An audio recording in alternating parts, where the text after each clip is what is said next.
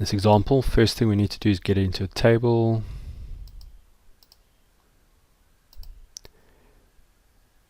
Then get it into Power Query.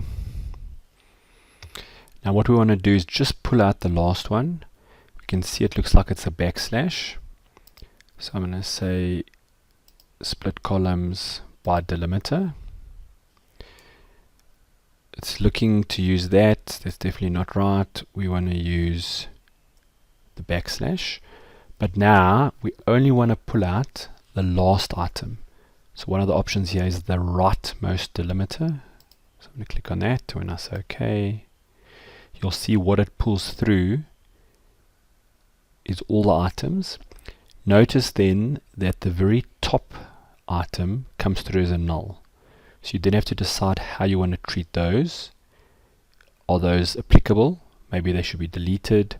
You just need to decide what does that mean. But now what we've done is pulled through only the last item.